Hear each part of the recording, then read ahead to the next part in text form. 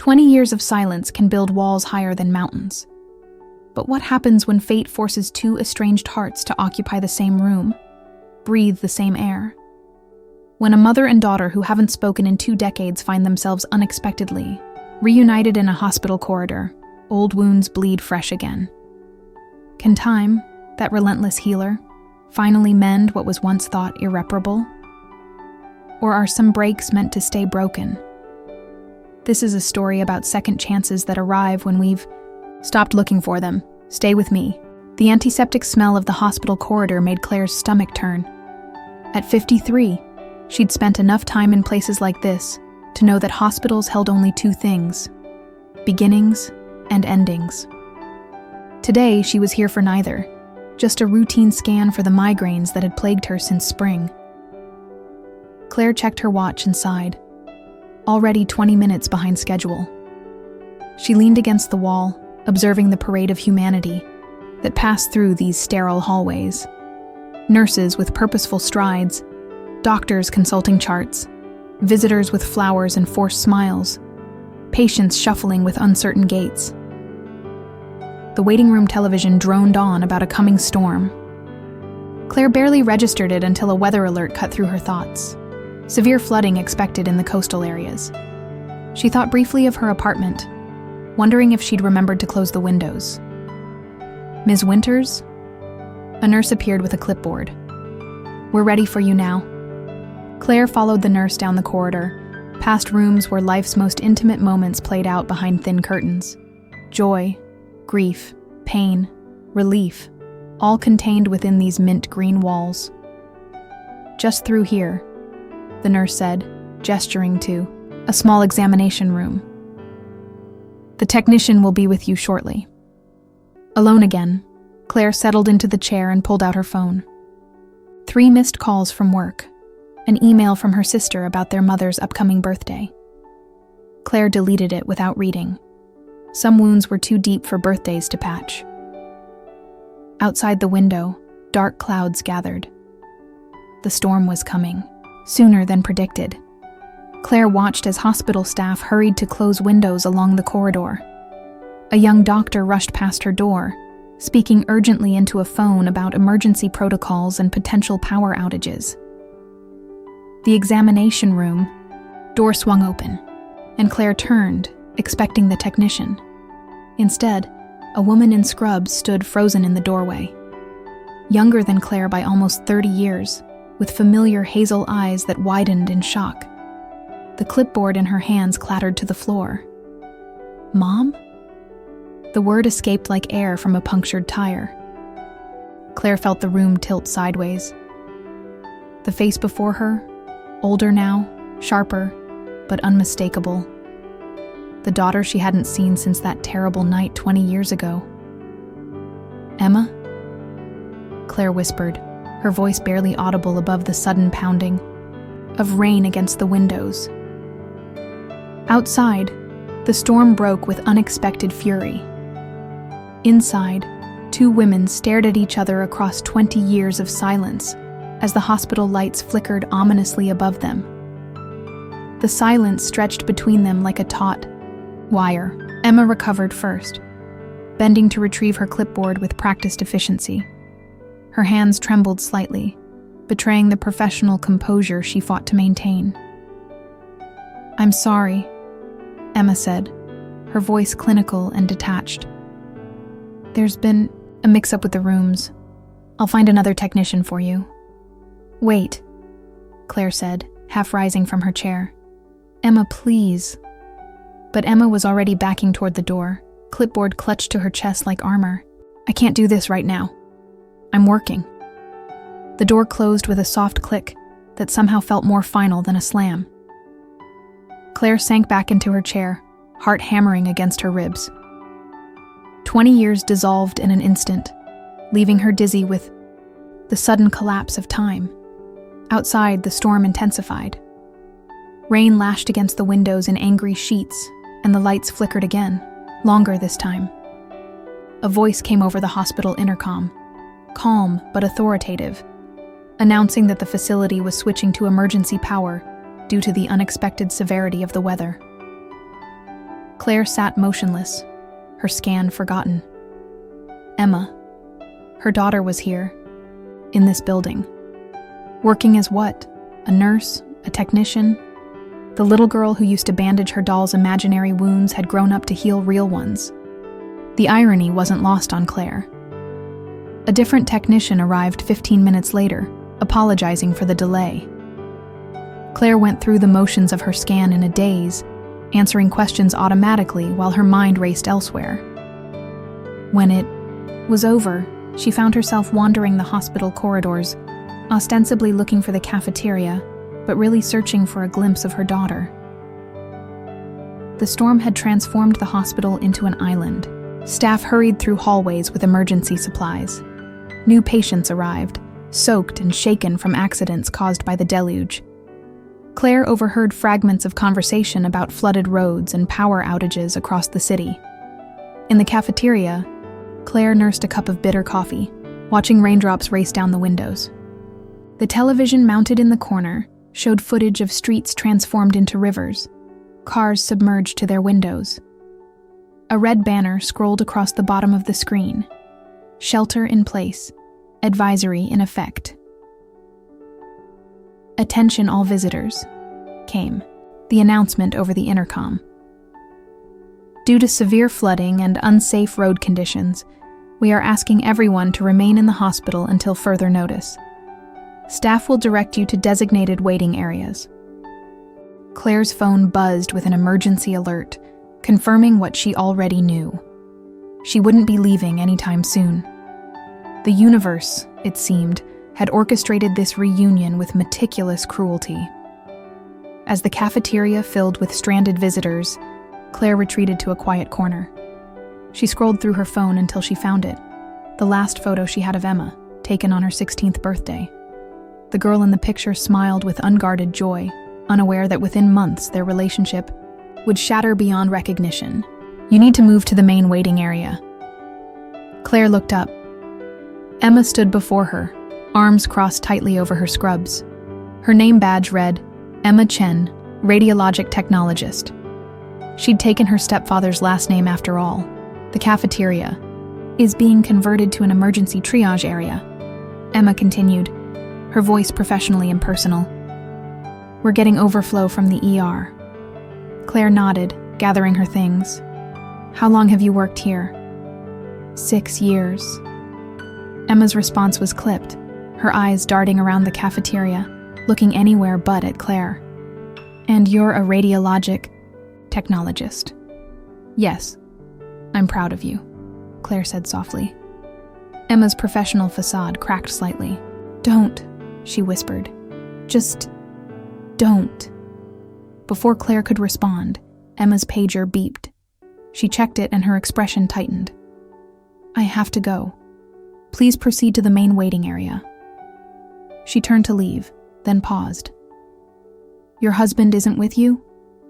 Richard died 3 years ago, Claire said. Heart attack. Something flickered across Emma's face. Surprise, perhaps, or a more complicated emotion. I didn't know. How could you? You made it clear you wanted nothing to do with either of us. Emma's posture stiffened. That's not fair, isn't it? Claire asked, 20 years of hurt bubbling to the surface. You disappeared, Emma, changed your number, returned our letters. We didn't even know if you were alive. Dr. Chen to radiology, stat, called the intercom. Emma's pager beeped again, more insistently. That's my husband, Emma said, already backing away. I have to go. You're married? Claire felt the information like a physical blow. Her daughter, married. A whole life she knew nothing about. 8 years now, Emma replied, a flash of gold, on her left hand confirming it. I really have to go. She hurried away, leaving Claire standing alone amidst the chaos of the transforming cafeteria. Outside, the storm raged on, trapping them all together in this sterile limbo, where the past and present collided with the force of the thunder that shook the building's foundations. In the main waiting area, Claire found a seat near the window. The sky had darkened to an ominous charcoal, though it was barely mid-afternoon. On the television, a meteorologist pointed to swirling red patterns on a map, using words like unprecedented and state of emergency.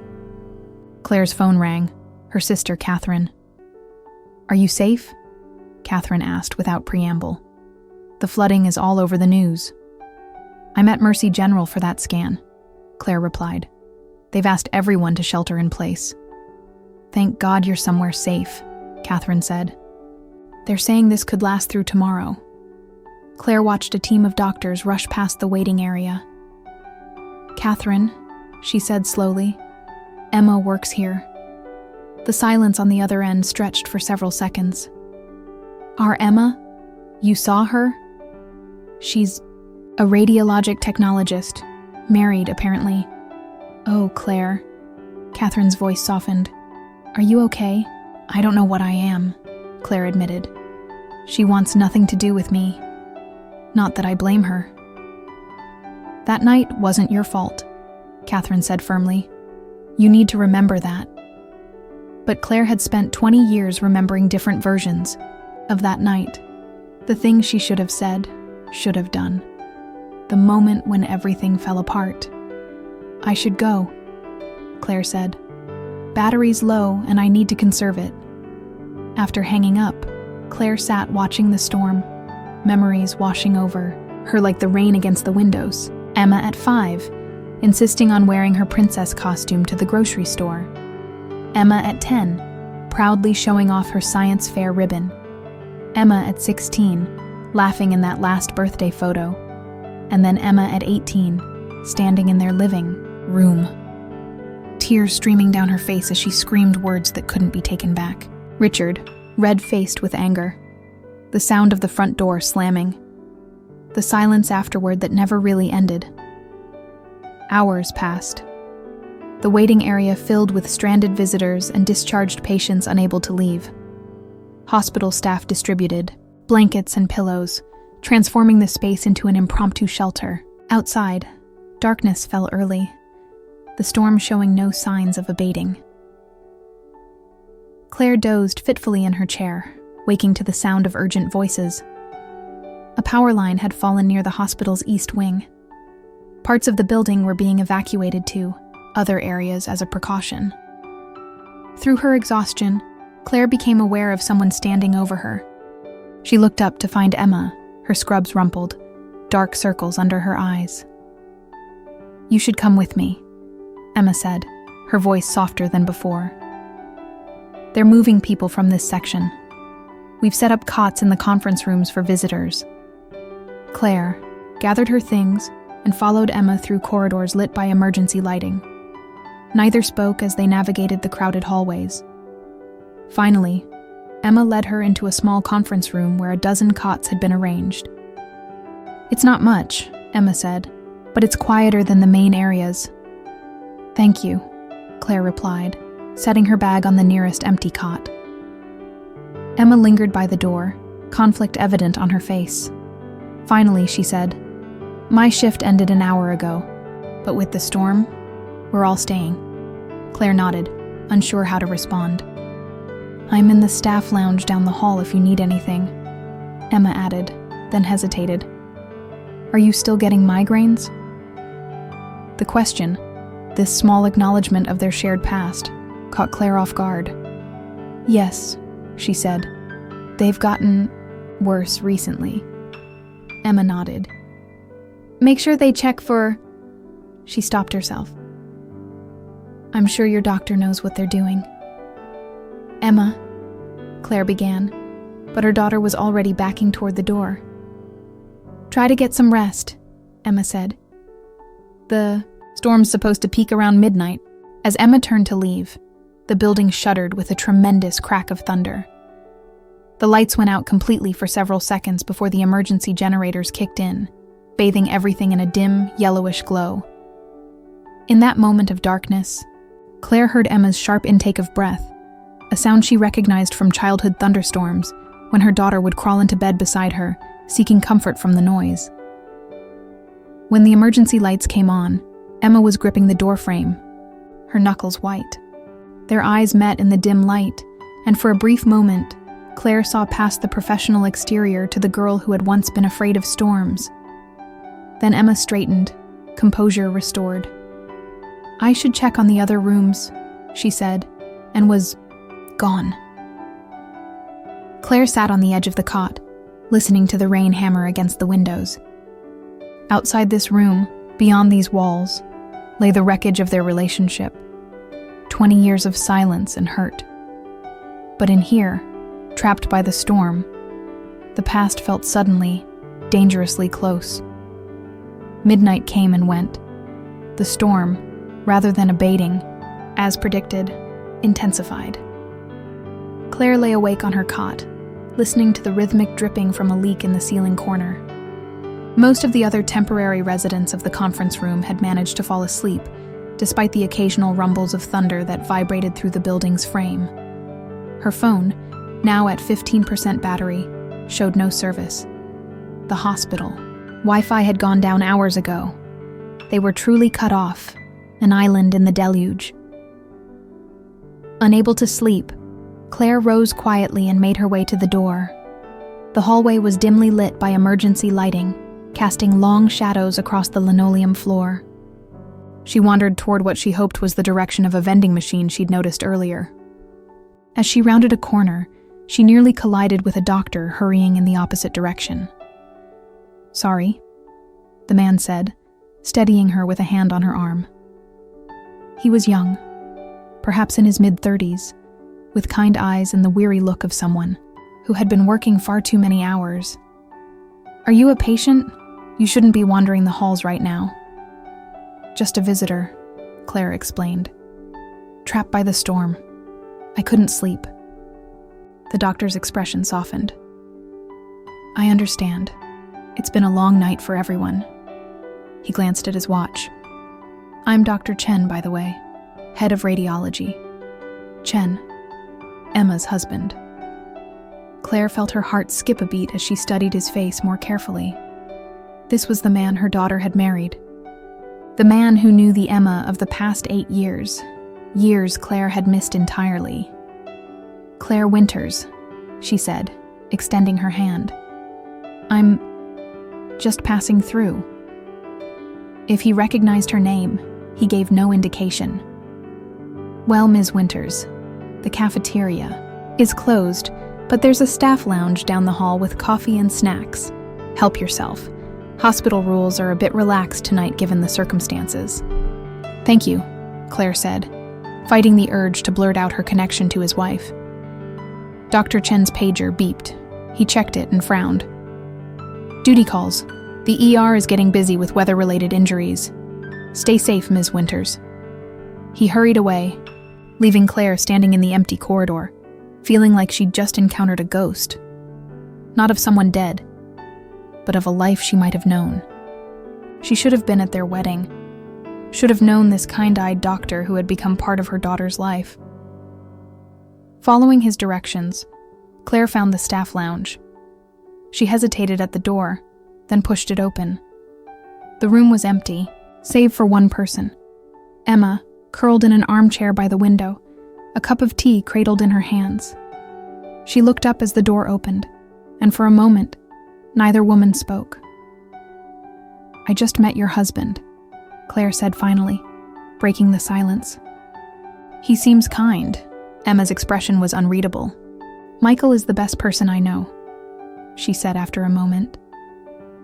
"He told me to get some rest, but..." She gestured toward the window where rain lashed against the glass. "I've never liked storms."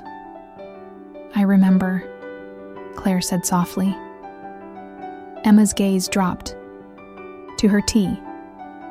"There's coffee in the pot if you want some. It's terrible, but it's hot." Claire poured herself a cup, and after a moment's hesitation, took the chair opposite Emma.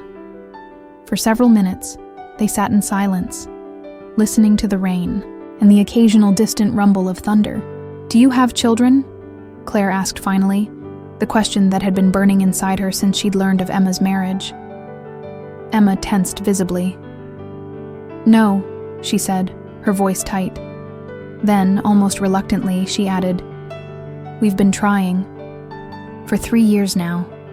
"I'm sorry," Claire said, recognizing the pain behind those words.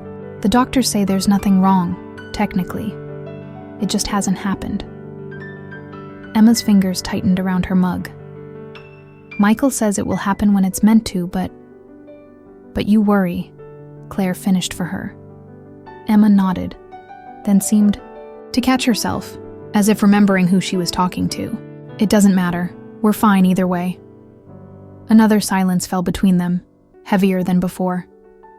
"I saw your sister last year," Emma said suddenly. "Aunt Catherine, at a medical conference in Boston." Claire looked up in surprise. "She never told me. I asked her not to." Emma's gaze remained fixed on the storm outside. She respected that. "Did she tell you about Richard?" "Yes." Emma's voice was quiet. "She said it was quick, that he didn't suffer." Claire nodded, remembering those terrible days. "It was. One minute he was complaining about the neighbor's dog. The next..." She trailed off, the memory still raw despite the years. "Were you still happy?" Emma asked, the question catching Claire off guard. "With him, I mean. After everything." The question hung between them, opening a door to the past that had remained firmly shut for 20 years. "We had good years," Claire said carefully.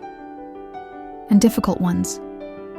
After you left, things were strained for a long time. But yes, there was happiness too." Emma nodded, absorbing this. "I used to imagine you both sometimes. Wonder if you were okay." "We wondered the same about you," Claire said. "Every day." Emma's expression hardened. "You could have tried harder to find me." "We did try, Emma. For years." Claire set her coffee down, the old frustration rising. "You changed your number, your email, moved without telling anyone where. Catherine only knew you were alive because your university wouldn't confirm or deny you were still enrolled." "I needed space," Emma said defensively. "Space is a weekend away, or even a few months of silence. Not 20 years, Emma." "You chose him," Emma said, the words bursting out like they'd been contained for too long. "After what he did, what he said to me, you stood there and chose him. And there it was, the heart of the wound exposed at last." "I didn't choose him over you," Claire said, her voice breaking. "I was trying to keep our family from falling apart." "Well, you failed," Emma said bitterly, spectacularly. Outside, lightning flashed, illuminating Emma's face, so like her own, yet set with a hardness Claire barely recognized. In that flash of light, Claire saw not just her daughter, but the weight of 20 years of misunderstanding. "I know," Claire whispered, "and not a day goes by that I don't regret how that night ended." Emma stood abruptly, moving to the window, with her back to Claire. "Do you know what he said to me after you went upstairs? After you left me alone with him?" Claire felt cold dread settle in her stomach. "No. You were gone when I came back down." Emma pressed her forehead against the cool glass of the window. "He said I was just like my real father. Selfish, irresponsible. That I'd end up pregnant in a trailer park if I went to that art school." Her voice trembled with the memory. "He said you agreed with him. That you were just too weak to say it." To my face. Claire felt the blood drain from her face. "Emma, no. I believed him," Emma continued, as if Claire hadn't spoken. "For years, I believed that's what you thought of me. That my dreams were embarrassing to you. That you were ashamed of me, just like you were ashamed of my father." "That's not true," Claire said, rising from her chair. "None of that was true. I was never ashamed of your father. Or of you. Never." Emma turned, her eyes bright with unshed tears. Then why didn't you defend me? Why didn't you tell Richard that I deserved to follow my dreams, even if they weren't the practical ones he approved of? I tried, Claire said. When I went upstairs, it was to get the art school brochures I'd been collecting for you, to show him I supported you. But when I came back down, you were gone. Emma stared at her, doubt and hope warring in her expression. You were collecting brochures? For months, Claire confirmed. I had a whole folder, scholarship information, alumni success stories, everything you would have needed to convince him. The revelation hung between them as another crack of thunder shook the building. The lights flickered ominously. Why didn't you tell me? Emma asked, her voice small. I wanted it to be a surprise. For after your exhibition, Claire said. I never imagined he would confront you that night. I never thought... She broke off, the memory of that night still painful. By the time I came downstairs with the folder, you were gone. Your car was gone. And then your phone was disconnected. Emma sank back into her chair, processing this new version of the past. I was so angry, she whispered. I drove straight to Jesse's house and stayed there until graduation. Then I took the scholarship to California and never looked back. I know, Claire said. Her mother told us where you were, at least at first. But she said you didn't want to see us. Any of us. I didn't, Emma admitted. I was hurt and angry and scared that maybe Richard was right, that I would fail. Did you? Claire asked gently. Fail, I mean. A ghost of a smile touched Emma's lips. No.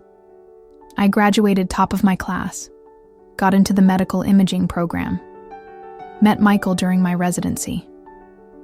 She glanced around the lounge. Built a life. Without us, Claire said, the words more observation than accusation. Yes, Emma acknowledged. Without you. The admission hung between them, honest and painful. Suddenly, the building shuddered with a tremendous crash.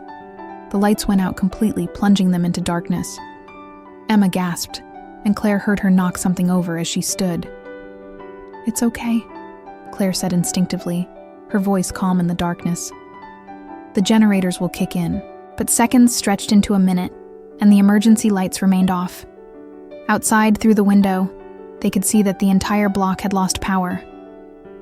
That's not supposed to happen, Emma said, her voice tight with anxiety. The hospital has multiple backup systems. In the darkness, Claire heard Emma's quickened breathing, the same pattern from childhood panic attacks during thunderstorms. Without thinking, she moved toward the sound, finding Emma's arm in the darkness. Breathe with me, Claire said, falling into the old rhythm. In through your nose, out through your mouth. Just like when you were little. To her surprise, Emma didn't pull away. Instead, she gripped Claire's hand tightly as they stood in the darkness, breathing together as they had so many years ago. The door to the lounge burst open, and a beam of flashlight cut through the darkness. Emma? It was Dr. Chen, Michael, his voice tight with concern. Are you in here? Here, Emma called, her voice steadier now. I'm okay, Michael. The flashlight beam found them, still holding hands in the darkness. Michael's expression shifted, from concern to surprise, then understanding as he looked between them. You must be Emma's mother, he said, extending his hand to Claire. I thought you seemed familiar earlier. You have the same eyes. Before Claire could respond, another doctor appeared in the doorway behind Michael. Dr. Chen, we need you in the East Wing immediately. The backup generator failure has affected the NICU. We're evacuating patients to the West Wing. Michael's expression turned grave. I'll be right there. He turned to Emma. They need all hands. Can you... Go, Emma said firmly, her professional demeanor returning. I'll help coordinate from this floor. As Michael turned to leave, the building shook with another tremendous crash, closer this time. followed by the sound of breaking glass and screams from down the corridor. "That hit the building," Michael said, already moving toward the sound. "Emma, stay here. It's not safe in the corridors right now." He disappeared with the other doctor, leaving Emma and Claire alone in the darkness once more, the flashlight he'd left behind casting long shadows across the room. Emma picked up the flashlight, her hand still trembling slightly. "I should help," she said, moving toward the door. "Emma, wait," Claire said, catching her arm. "Michael said to stay here. It's not safe." "There are patients who need help," Emma insisted, pulling away. "And there are doctors and nurses to help them," Claire countered. "You're not thinking clearly. You're scared, and when you're scared, you make impulsive decisions." Emma turned, the flashlight beam catching Claire's face. "Like mother, like daughter, I guess," she said bitterly. "What's that supposed to mean?" "It means you ran away too," Emma said. "When things got hard with my father, you ran. Just like I ran from you and Richard." The accusation hit Claire like a physical blow. That was different. I was 19, alone with a baby. And I was 18, being told my dreams were worthless by a man who wasn't even my father.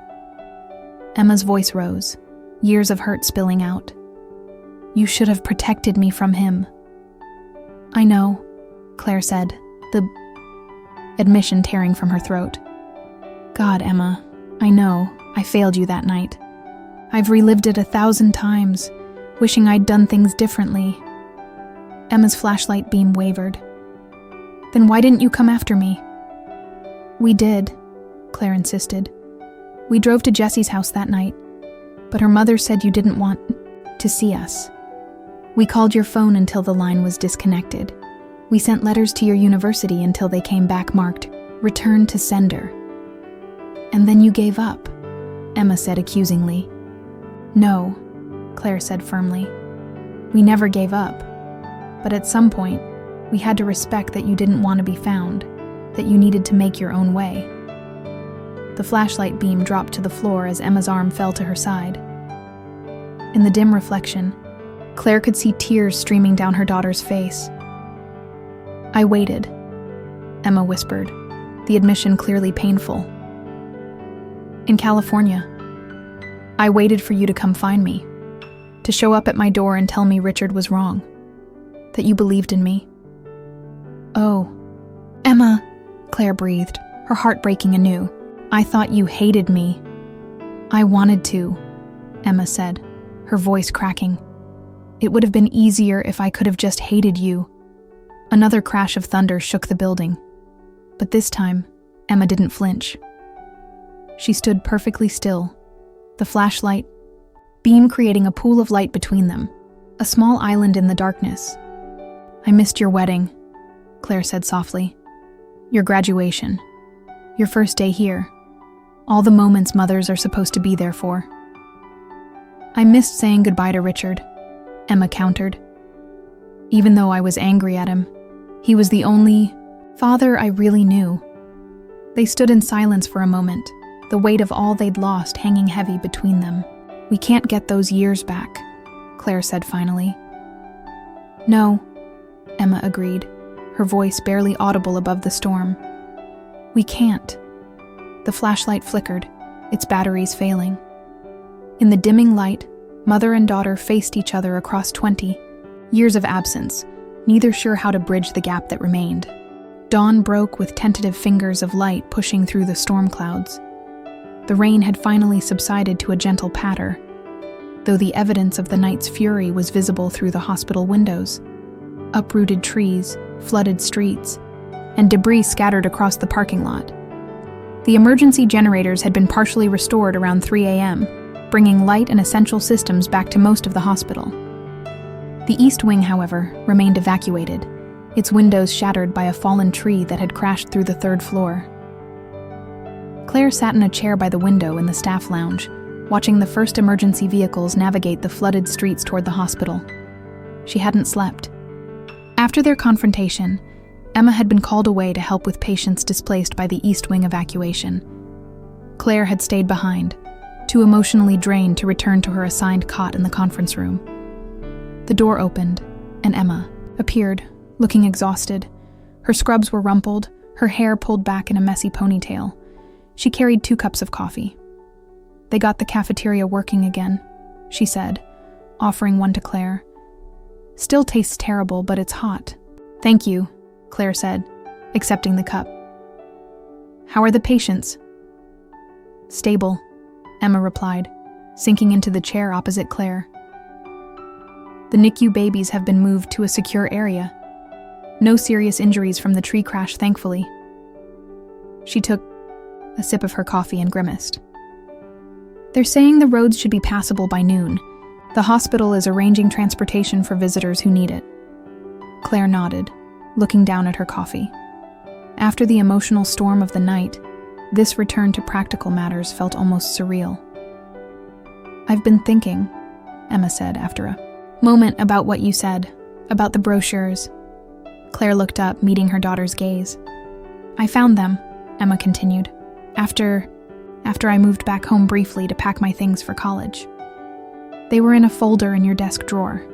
I saw them, but I was still too angry to acknowledge what they meant." "You never said anything," Claire said softly. "No," Emma admitted. "It was easier to hold on to the anger, to believe you didn't support me." She paused, tracing the rim of her coffee cup with her finger. "Anger protected me, in a way. As long as I was angry, I didn't have to miss you." The admission hung between them, honest in its simplicity. "I understand that," Claire said.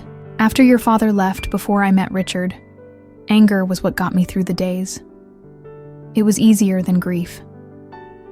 Emma nodded, a silent acknowledgement of this shared trait. "Michael says I got my stubbornness from somewhere." A small smile touched Claire's lips. "Your grandmother used to say the same thing about me." They sat in silence for a moment, the space between them less charged than it had been the night before. "I have something to show you," Emma said finally, reaching into her pocket. She pulled out her phone and scrolled through it before passing it to Claire. On the screen was an ultrasound image. Claire looked up, questioning. 8 weeks, Emma said, a mixture of joy and trepidation in her voice. "We found out last month. I haven't even told Michael's parents yet." Claire stared at the small, bean-shaped shadow on the screen, emotion welling in her throat. "Emma," she whispered, I'm so happy for you." "I'm terrified," Emma admitted, vulnerability breaking through her composed exterior. "After trying for so long, and now with my work schedule and Michael's, I don't know how to do this." "No one does," Claire said gently, handing the phone back. "Not really. You just figure it out as you go." "Did you?" Emma asked. "Figure it out?" Claire considered the question, thinking back to those early days. With Emma, the sleepless nights, the constant worry, the overwhelming love. "Some days better than others," she said honestly. "But yes, eventually." Emma nodded, absorbing this. She looked down at her phone, at the image of new life growing within her. "I've been thinking about you more since we found out. Wondering about things you did when you were pregnant with me, decisions you made." "You can ask me," Claire said. "Anything you want to know." Emma's eyes met hers, searching. "Were you scared when you found out about me?" "Terrified," Claire admitted. "I was 19, in my second year of college. Your father had already made it clear he wasn't interested in being a parent." She paused, remembering. "My mother wanted me to consider adoption. Said I was too young, that I'd be throwing my life away." "Why didn't you?" Emma asked. "Give me up, I mean." Claire's expression softened. "Because the moment I knew about you, you were already mine, already part of me. I couldn't imagine giving you to someone else to raise, even if it would have been easier." Emma nodded, her hand unconsciously moving to rest on her still flat stomach. That's how I feel too, she said quietly. Even though the timing isn't perfect, even though I'm scared, I already can't imagine not having this baby. You're going to be an amazing mother, Emma, Claire said, meaning it with every fiber of her being. How can you know that? Emma asked, vulnerability clear in her voice. After everything? Because I know you, Claire said simply. I may have missed the last 20 years, but I know your heart. I know how deeply you care, how fiercely you protect what matters to you. She smiled sadly. Even if what you were protecting was yourself from me. Emma's eyes filled with tears. I don't know if I can do this without... She trailed off, unable to finish the thought. Without what? Claire prompted gently. Without you, Emma whispered, the words clearly difficult for her to say. I keep thinking about all the questions I'll have, all the moments when I'll need a mother. The words hung in the air between them, a tentative bridge across the chasm. Of years. I'm here, Claire said, her voice thick with emotion. If you want me to be. Emma wiped at her eyes. I don't know how to do this, how to just start over after so long. Maybe we don't start over, Claire suggested. Maybe we just start from here. From now. Through the window, sunlight broke through the clouds, casting a golden glow across the room. Outside, the floodwaters had begun to recede, revealing the damage left in their wake. It would take time to rebuild, to clear away the debris and repair what had been broken. I'd like Michael to know you, Emma said after a moment. He's only ever heard pieces of our story, mostly the bad parts. I'd like that too, Claire said. He seems like a good man. The best, Emma agreed, a small smile touching her lips. He's always encouraged me to reach out to you, actually. Said that life's too short for unfinished business. Wise man, Claire said. He'll be insufferable when he finds out he was right, Emma said, the hint of humor in her voice a welcome sound. The door opened, and Michael appeared, looking as exhausted as Emma, but smiling when he saw them together. Roads are clearing faster than expected, he said. They're saying visitors can start leaving within the hour if they need to. He looked between them, clearly sensing the changed atmosphere. Unless you'd prefer to stay a bit longer. Claire looked to Emma, waiting for her cue. Actually, Emma said, standing up, I was thinking maybe my mother could come to dinner when things settle down. She glanced at Claire. If you'd like to, that is. I'd like that very much, Claire said, her heart full. Michael's smile widened. Perfect.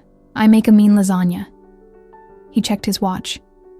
I need to help with discharge paperwork, but I'll find you both later. After he left, Emma and Claire stood by the window, watching as hospital staff began the process of cleaning up after the storm. Neither spoke for several minutes, each lost in her own thoughts. It won't be easy, Emma said finally, breaking the silence. There's a lot of history, a lot of hurt on both sides. No, Claire agreed. It won't be easy, but nothing worthwhile ever is. Emma nodded, then reached out hesitantly and took Claire's hand. The gesture, simple as it was, felt monumental, a small beginning after a very long ending. One step at a time, Emma said, squeezing Claire's hand gently. Outside, the sun continued to break through the clouds, casting long shadows across the flooded landscape. The storm had changed everything, washing away old boundaries and creating new paths forward. The damage was extensive.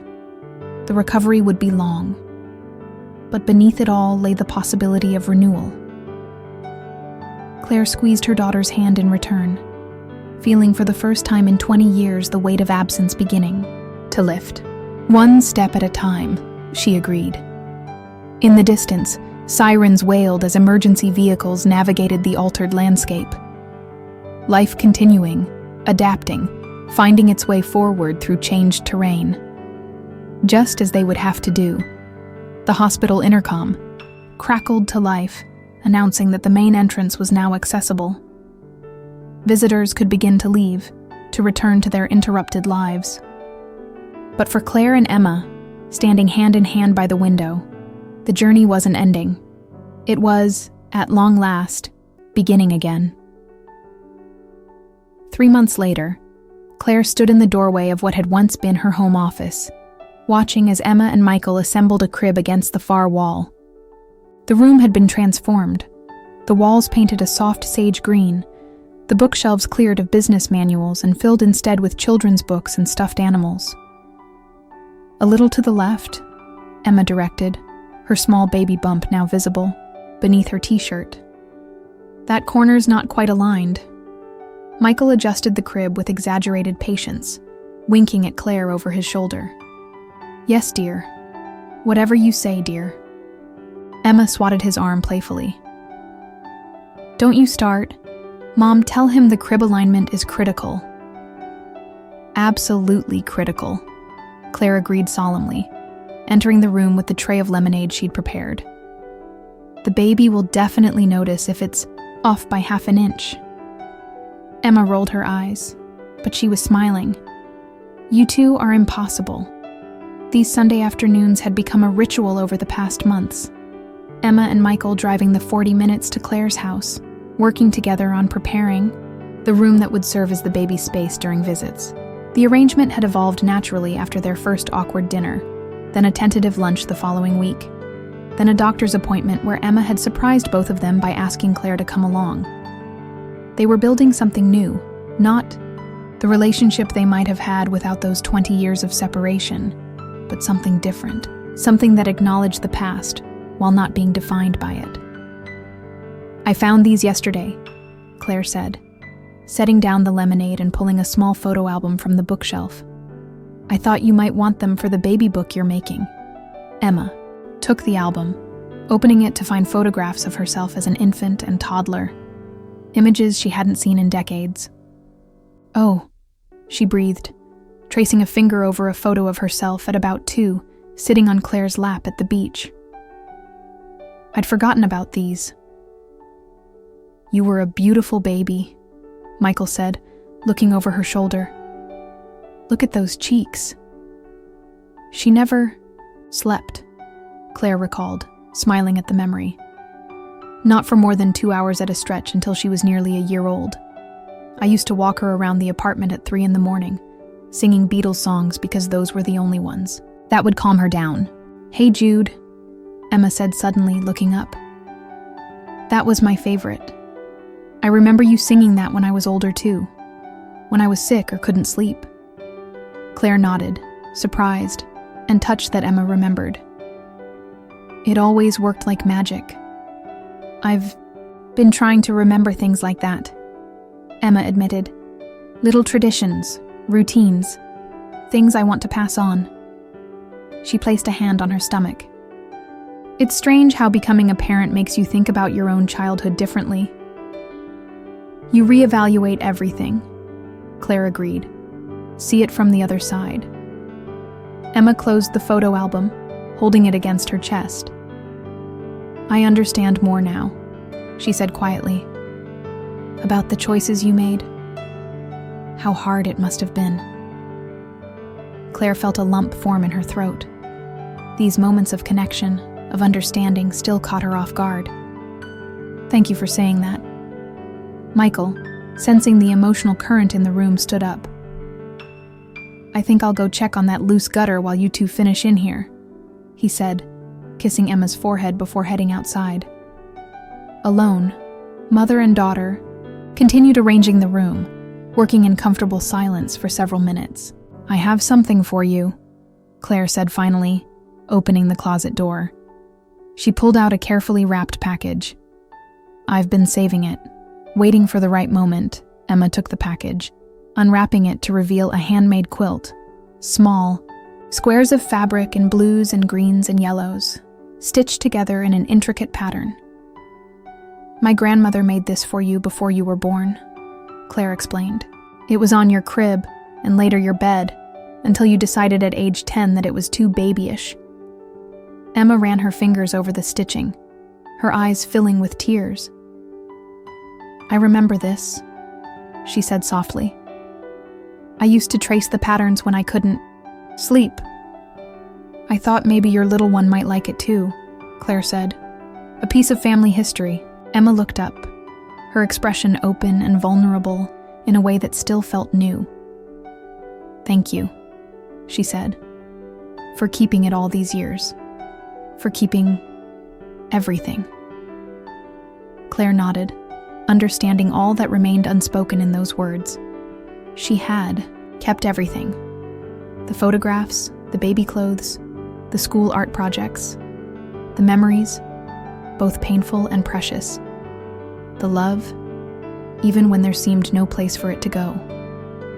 "That's what mothers do," she said simply.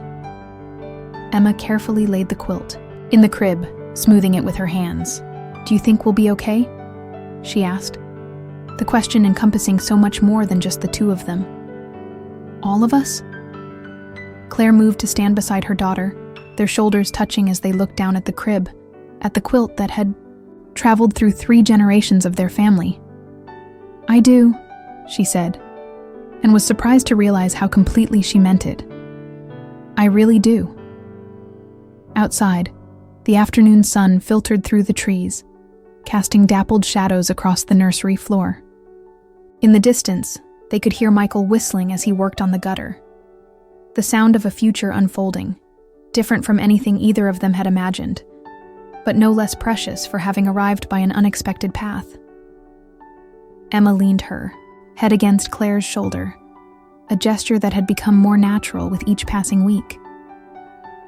"One step at a time," she said, echoing the words they had spoken in the hospital 3 months earlier.